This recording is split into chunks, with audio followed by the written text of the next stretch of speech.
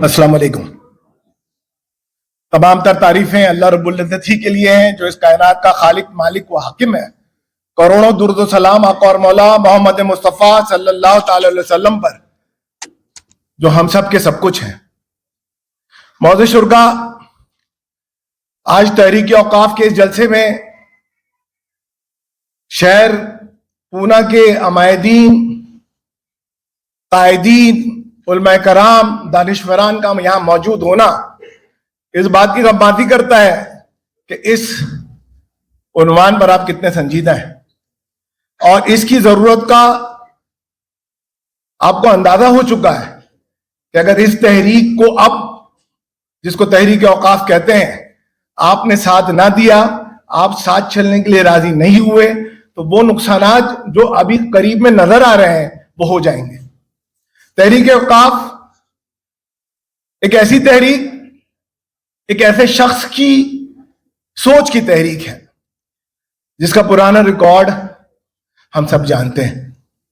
साथियों, ये कोई मद्दा सराई की महफिल नहीं कि जिसमें मैं शब्बीर अहमद अंसारी की कोई मद्दा सराई करूं या उनके किए गए काम का कोई बखान कर दूं, लेकिन यह हकीकत है कि शब्बीर अहमद अंसारी ने जब ओबीसी तहरीक शुरू की, शायद यही हाल थे कि इस तहरीक का क्या होगा, कि ये तहरीक कामयाबी पे पहुंचेगी, कि तहरीक को वो मकासद हासिल होंगे जिसके लिए तहरीक बपा की गई है।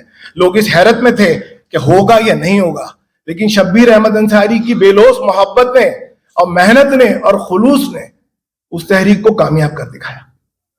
साथियों, आप अंदाजा नहीं लगा सकते, आज लाखों मराठा सड़कों पर मौजूद हैं और अपना रिजर्वेशन चाहते हैं, लेकिन रिजर्वेशन हासिल नहीं कर पा रहे। लाखों धनकर समाज के लोग इसी सड़कों पर मौजूद हैं, अपना रिजर्वेशन चाहते हैं, लेकिन हासिल नहीं कर पाते। लेकिन शब्बीर अहमद अंसारी की उस तहरीक ने मुसलमानों की 85 से 90 जातों को ओबीसी रिजर्वेशन बिना किसी बड़ो जद्दोजहद के दिला दिया। वो शब्बीर अहमद अंसारी, आप अंदाजा लगाइए, मैं वापस रिपीट करूंगा, लाखों मराठा सड़कों पर हैं लेकिन वो नहीं दिला पा रहे हैं, लाखों धनकर संकट पे है लेकिन वो नहीं दिला पा रहे हैं। लेकिन शब्बीर अहमद अंसारी ने अपनी जिंदगी वक्फ करके आज इस महाराष्ट्र में हजारों डॉक्टर, हजारों इंजीनियर, हजारों नगर सेवक और महापौर दे दिए, सिर्फ वो दें शब्बीर अहमद अंसारी।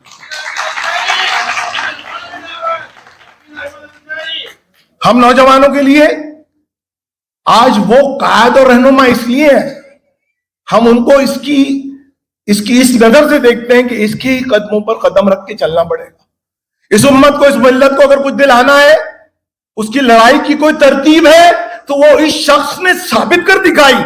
मैं आपको दावे से कहता हूं, महाराष्ट्र में मुल्क की आजादी के बाद सिर्फ एक तहरीक कामयाब हुई है, वो सिर्फ शब्बीर अहमद अंसारी की तहरीक कामयाब हुई। कोई तहरीक कामयाब नहीं हुई, कोई मुतालबात आपकी किसी हुकूमत ने नहीं सुने, सिर्फ ओबीसी के मुतालबात जो शब्बीर अहमद अंसारी ने किए, वो इस हुकूमत को झुककर बांधना पड़ा। ये शख्स कुछ दिनों पहले, कुछ साल पहले तहरीक औकाफ शुरू करता है। इसकी दूरअंदेशी देखिए, आज उम्मत तहरीक के औकाफ को समझ रही है, आज औकाफ के मामले में गुफ्तगू कर रही है।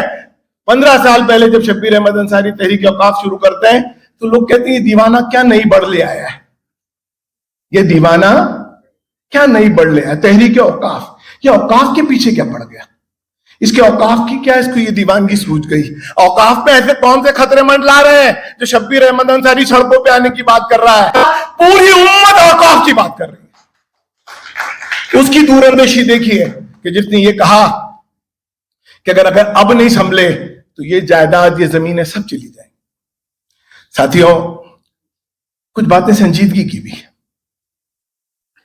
जब शब्बीर अहमद अंसारी गांव गांव, गली गली, मोहल्ला मोहल्ला जाते थे और ये समझाते थे कि औकाफ की प्रॉपर्टी बचा लो, ये चली जाएगी, कुछ आप ही के लोग खा रहे हैं, कुछ दूसरों ने, इसके लिए तहरीक चलानी पड़ेगी।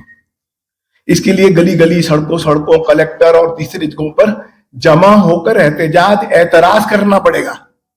तो लोगों के समझ में नहीं आ रहा था, लोग समझते थे ये क्या किया जाए।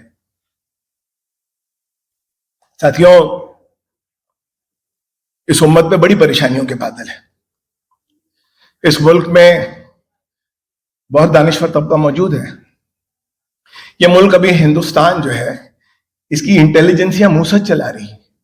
इजराइल की जो सीक्रेट एजेंसी है वो इस मुल्क की तमाम इंटेलिजेंसिया चला रही है, और उसने बता रखा है कि मुसलमानों को किन किन जावियों में और किन किन मामलात में परेशान मुब्तला रखना है। हमने CNRC की लड़ाई लड़ी, हमको कोई मस्बत काम ना करने देना और इन्हीं मामलात में उलझा के रखना, यह इस एजेंसी का काम है। CNRC की लड़ाई लड़ी, उससे पहले ट्रिपल तलाक का मसला ये खड़ा कर दिया गया। हमको हमारी कौम के तामीरी मामलात में लगकर तामीरी मंसूबाबंदी करके कौम को तामीर करने के लिए वक्त ही ना देना, यह साजिश है। एक पे एक मसाइल खड़े करो, एक से एक इश्यूज इनके सामने लाके खड़े कर दो कि ये इसी में उलझे रह जाएं। लेकिन CNRC के एहतजाज ने ये बात बता दी कि इस मुल्क में अगर उम्मत मुस्लिमा और बिलखुसूस मेरी माया और बहनें जब रोड पर आ गई तो ये सारे मामला वापस लेने पड़े। ये मुल्क, यकीन जानिएगा, सब जायज है, कबूल है कि डेलीगेशन पे डेलीगेशन जा रहे हैं, वो दगदमिका पाल से मिल रहे हैं और वो जो पूरी टीम आई है उनसे मिल रहे हैं, कोई एतराज नहीं है साहब, मिलिए आप अपनी निवेदन पत्र दीजिए। लेकिन मैं आपसे कह दूं, जब तक सड़कें सरों से नहीं भरोगे ये मसला हल नहीं होगा। सड़कों पे आना ही पड़ेगा, सड़कों पे सरों को लाना ही पड़ेगा। अगर 1986 में शाबानू केस में उम्मत मुस्लिमा पूरे हिंदुस्तान की शहरों में लाखों की तादाद पर नहीं आती, राजीव गांधी वो वुमेन्स प्रोटेक्शन बिल नहीं लाता। वो बिल आया है सिर्फ इसलिए कि उम्मत मुस्लिमा सड़कों पर थी। बंबई शहर में 15 लाख मुसलमानों का जुलूस था, पटना, रांची, तमाम, इवन इन पुणे में हम आए थे। उम्मत जब रोड पर आई तब जाके मानना पड़ा। दोस्तों, औकाफ का मामला बड़ा टेढ़ा है। एक बीमारी हमको भी लाक हो गई है, जिस बीमारी ने सबसे ज्यादा मसाइल खड़े कर रखे हैं, वो बीमारी ये है, मैं नहीं बोलूंगा। हम सबको लायक हो गई है, उम्मत के अक्सरियत को लायक हो गई है, मैं नहीं बोलूंगा। कोई लूटे खाए, मैं नहीं बोलूंगा। मस्जिद में कोई प्रॉब्लम हो रहा है, मैं नहीं बोलूंगा। मस्जिद के ट्रस्टियों से कुछ इश्यूज है, मैं नहीं बोलूंगा। ट्रस्टी कोई अच्छी बात बोल रहा है, मैं नहीं सुनूंगा। ये मैं नहीं बोलूंगी की आदत ने हम सबको यहां लाके खड़ा कर दिया। साथियों, एक मस्जिद पर कोई गुलाल उड़ा दे, एक मस्जिद पर कोई दूसरा झंडा लगा दे, इस हिंदुस्तान में हमने हजारों अफराद शहीद किए। एक मस्जिद पर कोई गुलाल उड़ा दे, एक मस्जिद पर कोई दूसरा झंडा लगा दे, इस हिंदुस्तान में हमने हजारों अफराद शहीद किए। ये हमारा गयूर है, ये हमारी गैरत है, हम नहीं बर्दाश्त कर सकते। हमने नहीं बर्दाश्त किया। हिंदुस्तान में ऐसे कितने फसाद सिर्फ इसलिए हमने बर्दाश्त किए और झेले कि हम मस्जिद की बेहुरमती बर्दाश्त नहीं कर सकते। और उन्हीं मस्जिदों पे कब्जा करना, उन्हीं दरगाहों पे कब्जा करना, हमारी खानकाहों पे कब्जा करना, उसका इतना बड़ा मंसूबा ये नई औकाफ बिल के नाम पर लाया जा रहा है, तो क्या हम खामोश रह सकते हैं? क्या हम लोग खामोश रखते हैं? जवाब दीजिए, कैसे रह सकते हैं? हम एक गुलाल बर्दाश्त नहीं कर सकते, हम दूसरे का झंडा, ये हमारी गैरत भी है, ये हमीयत भी है, ये ईमान की निशानी भी है। और हमने सरों के सर दे दिए। अल्लाह उन तमाम की शहादतें कबूल कर ले जिन्होंने इस मकसद के लिए शहादतें दी हैं। तो अब मस्जिदों का मामला खड़ा है, अब दरगाहों का मामला खड़ा है, आपकी प्रॉपर्टियों का मामला खड़ा है। वो प्रॉपर्टी जिसको आपके बाप दादाओं ने हक हलाल की मेहनत से कमाकर अल्लाह की राह में वक्फ किया था, किसी के बाप ने नहीं दिया था, किसी हुकूमतों का नहीं था। ये मैक्सिमम प्रॉपर्टीज जो सिटीज में पाई जाती हैं, आपके बाप दादा और मेरे बाप दादाओं ने अपनी हलाल कमाई से उम्मत के लिए दिया था। और हम क्या इसको इतनी आसानी से जाने देंगे? साथियों, अभी बिल के बारे में आप तफसीलात सुन चुके होंगे, मैं थोड़ा लेट हो गया बंबई से आने में। कलेक्टर्स को पावर दिए जा रहे हैं, कलेक्टर को पावर दे दिया जाएगा। एक जहन्नम रसीद कलेक्टर 1949 में बाबरी मस्जिद में नाजायज कब्जा करके एक मूर्ति रख देने के बाद एक कलेक्टर लॉक करता है, एक कलेक्टर, उसने लॉक कर दिया, मस्जिद चली गई। इसकी संगीनी समझिए, इस बिल की, इसके नुकात को समझिए। एक कलेक्टर को अगर ये पावर दे दिया गया, बाबरी मस्जिद सबसे बड़ा सबूत, एक कलेक्टर ने रात में आके ताला मार दिया, चली गई मस्जिद। एक लॉलीपॉप 30 साल से हमको दिया गया। अदलिया सुप्रीम है, हम अदलिया की बात मानेंगे। हम हिंदुस्तान के कानून को अव्वल मानते हैं, हमारा दस्तूर अव्वल है, सब सही है, मान लिया। क्या हुआ? उस एक कलेक्टर की गलती के बाद आपके यहां भी किसी मस्जिद को कलेक्टर लॉक मार देगा, अब अदलिया जाएंगे, अब अदलिया ही जाएंगे ना, कहां जाएंगे? चलिए चलिए, हुकूमत है, कानून है, दस्तूर है। अरे बाबरी मस्जिद के फैसले के बाद भी अभी भी ये बातें की जा सकती हैं।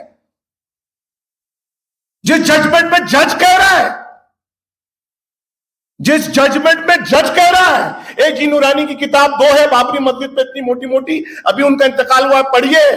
पूरी दुनिया में हैरत है कि ऐसा कैसा फैसला हो सकता है। दुनिया के सारे कानूनदान इस हैरत पे, इस फैसले पे परेशान है कि जहां जज कहता है कि जमीन सुन्नी वक्फ बोर्ड की है, जहां जज कहता है कि मस्जिद पहले से मस्जिद है, जहां जज कहता है कि archaeological survey of India, archaeological survey of India के मुताबिक यहां कोई मंदिर तोड़ के मस्जिद नहीं बनाई गई, ये जज जजमेंट में कह रहा है। और फिर कहता है लेकिन ये जहां, ये जगह मंदिर बनेगा, जी हाँ, ये जगह।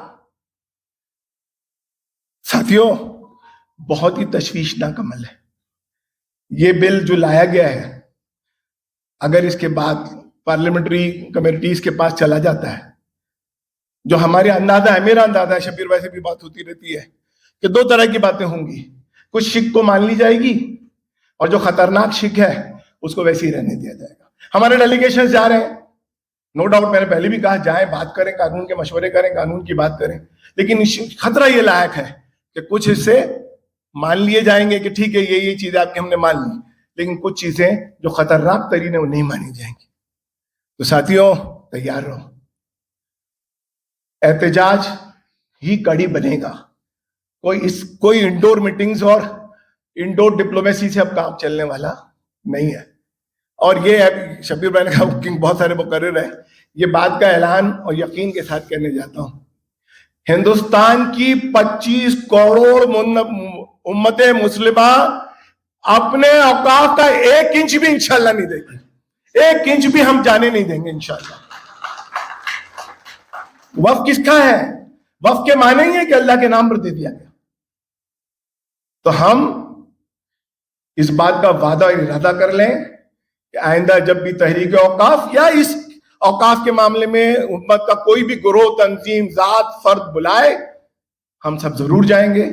और ये यकीन है हमारा कि हम इस अमेंडमेंट जो बिल का आ रहा है उसको किसी भी तरह कबूल नहीं करेंगे और इंशाअल्लाह नहीं होने देंगे। अस्सलाम वालेकुम।